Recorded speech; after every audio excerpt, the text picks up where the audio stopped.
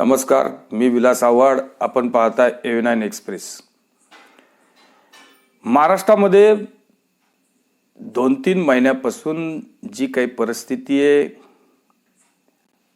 अजित पवार पाठीमागेच सरकारमध्ये आपले लोक घेऊन सामील झाले.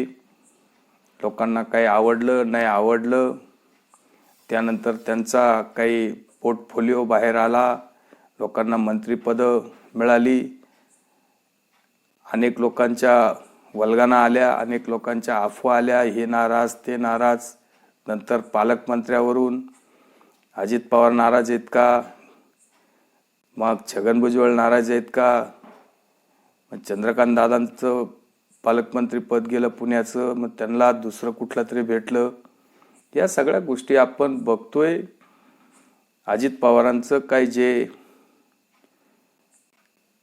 2 लोकांबरोबर जे काही मुख्यमंत्री किंवा उपमुख्यमंत्री यांच्या बरोबरच्या काही मीटिंगला ते हजर असतात, काही ठिकाणी गैरहजर. 2 वेळेस अजित पवार आजारी झाले, मागेही एकदा आजारी झाले होते. अमित शाह किंवा JP नड्डाजी जेव्हा मुंबईला आले त्यावेळेस अमित शहांना आणि JP नड्डांना अजित पवार भेटले नाही. नंतर मोदीजी जेव्हा शिर्डीला आले तेव्हा अजित पवार त्या कार्यक्रमाला होते, भाषणही झालं. पण मध्यंतरीच्या काळामध्ये 2दा जरांगे पाटलांचं जे उपोषण आहे त्या उपोषणावर अजित पवारांनी कुठलंही भाष्य केलं नाही. अजित पवारांनी कुठली समझोत्याची भूमिका घेतली नाही किंवा अजित पवारांनी जरांगे पाटलांना समजून सांगण्याचा पवित्रा सुद्धा घेतला नाही, कुठली मध्यस्थी केली नाही. खरं तर त्यांना ही संधी होती, पण मराठा लीडर आणि एक महाराष्ट्रातला मास लीडर म्हणून अजित पवारांना ओळखलं जातं. अजित पवारांनी या गोष्टीचं खरं तर अतिशय अचूकपणे, व्यावहारिकपणे, कायदेशीरपणे आपल्या समाजाला आणि विशेषतः जरांगे पाटलांना या सगळ्या कायदेशीर बाबी समजावून सांगायला पाहिजे होत्या. त्यांनी त्या समजावल्या नाही. आणि दुसऱ्या फेजमधलं जेव्हा जरांगे पाटलांचं उपोषण सुरू झालं त्यामध्ये राज्यामध्ये अनेक ठिकाणी हिंसा झाली, हिंसक प्रकार झाले, अनेक ठिकाणी जाळपोळी, दगडफेक किंवा अनेक ठिकाणी ज्या काही गोष्टी, इंटरनेट बंद असतील, लोकांची घरं जाळली, 2 आमदारांची घरं जाळली, बीडमध्ये अनेक व्यावसायिकांची घरं जाळली, त्यामध्ये OBC नेते, काही OBC व्यावसायिक. जवळजवळ 8 ते 10 दिवस महाराष्ट्रामध्ये अक्षरशः भीतीचं वातावरण तयार झालं होतं. त्यामुळं व्यापाऱ्यांचं कोट्यावधी रुपयाचं नुकसान झालं, शेतकऱ्यांचं कोट्यावधी रुपयाचं नुकसान झालं, गोरगरीब अडचणीत आले. 100-200 बस फोडल्या. परिवहन मंडळाचं सुद्धा कोट्यावधी रुपयाचं नुकसान झालं. विद्यार्थ्यांच्या परीक्षा होत्या, काही विद्यार्थ्यांच्या परीक्षा रद्द झाल्या, काही विद्यार्थ्यांना आपल्या परीक्षेला पोहोचता आलं नाही, काही लोकांना गावी जाता आलं नाही, महिलांना कुठं जाता आलं नाही. अनेक कामं लोकांची खोळंबली. पण अजित पवार बाकी या सगळ्या विषयामध्ये अनभिज्ञ राहिले. अजित पवारांनी या विषयाला स्पर्श केला नाही. त्यामुळं जर देवेंद्र फडणवीस या विषयामध्ये तोंड उघडत असते तर लोक देवेंद्र फडणवीसांना शिव्या घालतात. त्यामुळं दुसऱ्या फेजच्या या आंदोलनाच्या वेळेस फडणवीसांनी सुद्धा आपलं तोंड उघडलं नाही.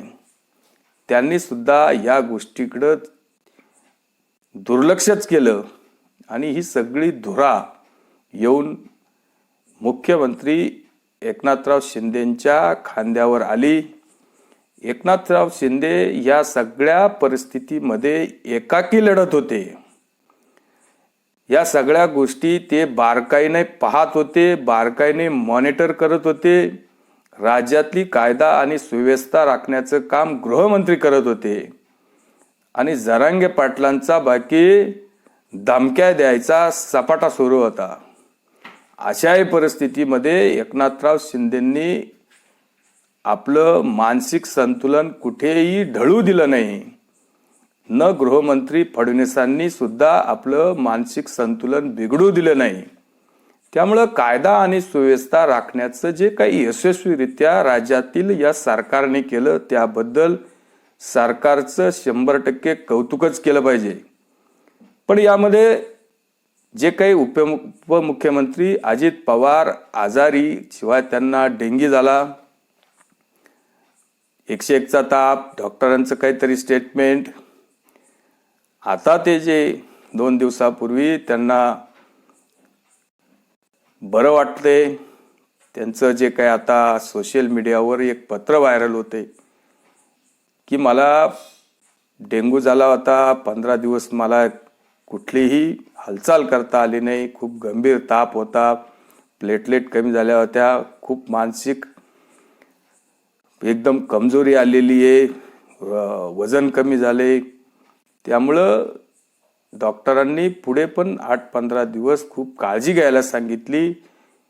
किंवा त्यांचं असं म्हणणं आहे की मला लोकांना, मतदारसंघातील लोकांना किंवा राज्यातील लोकांना भेटण्याची खूप इच्छा आहे.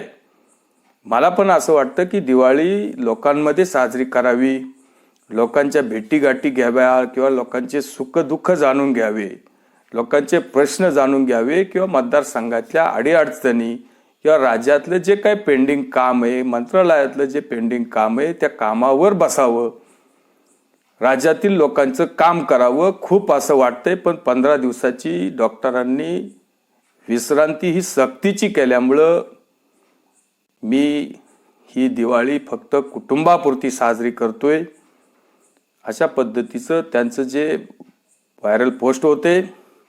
आणि 2 दिवसापूर्वी ते बारामतीला आपल्या कुटुंबाबरोबर काका शरद पवारांना पण भेटले, सुप्रियाताईंना पण भेटले, रोहित दादांना भेटले.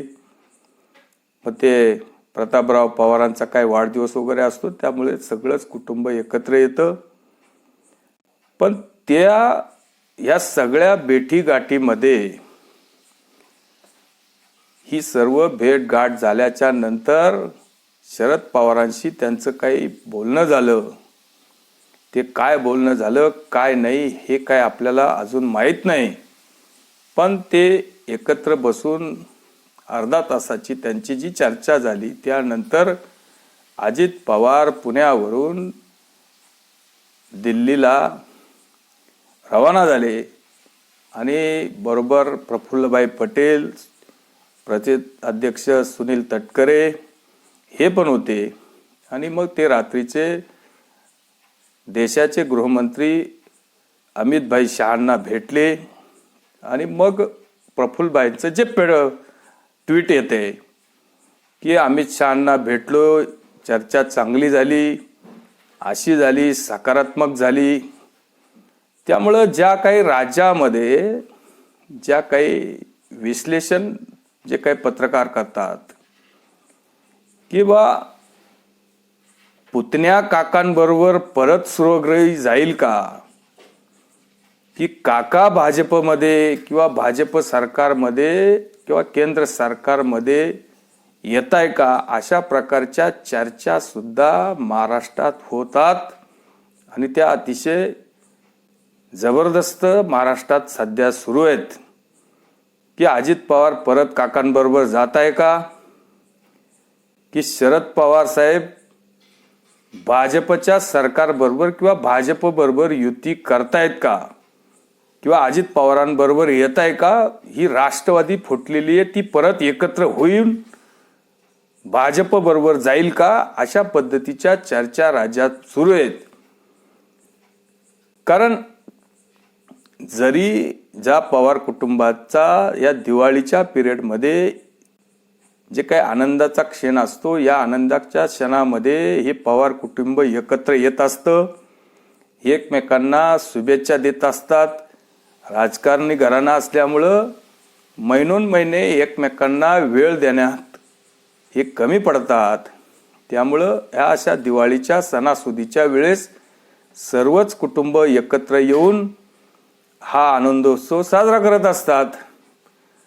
पण या गोष्टीचा काय अर्थ काढायचा, काय नाही काढायचा, ह्या सगळ्या मराठी न्यूज, मराठी अँकर किंवा यूट्यूबर या सगळ्यांनी वेगवेगळे अर्थ काढलेत. त्यामुळं येणाऱ्या काळामध्ये काही गोष्टी स्पष्ट होतील.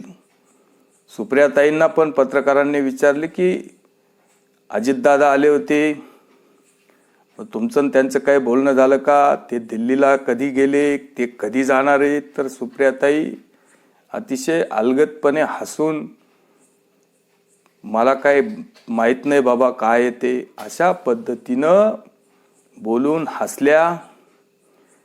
आणि माझे भाऊ आहेत, आमचं एकत्रच कुटुंब आहे. राजकारण बाजूला, कौटुंबिक प्रेम बाजूला, राजकारण आणि कुटुंब यामध्ये फरक करायला शिका, अशा पद्धतीचं सुप्रियाताईंचं सुद्धा स्टेटमेंट होतं. त्यामुळे येणाऱ्या काळामध्ये कदाचित शरद पवार साहेब भाजपबरोबर येऊ शकतात किंवा अजित पवार परत सरकारमधून बाहेर पडून परत काकांबरोबर जाऊ शकतात का, या शंकेला आता वाव निर्माण झाला आहे. त्यामुळे येणाऱ्या काळामध्ये या सगळ्या गोष्टी स्पष्ट होतील. तोपर्यंत आपण वाट पाहूया आणि तुर्तच आपण थांबूया. व्हिडिओ आवडला असेल तर लाईक करा, शेअर करा. धन्यवाद.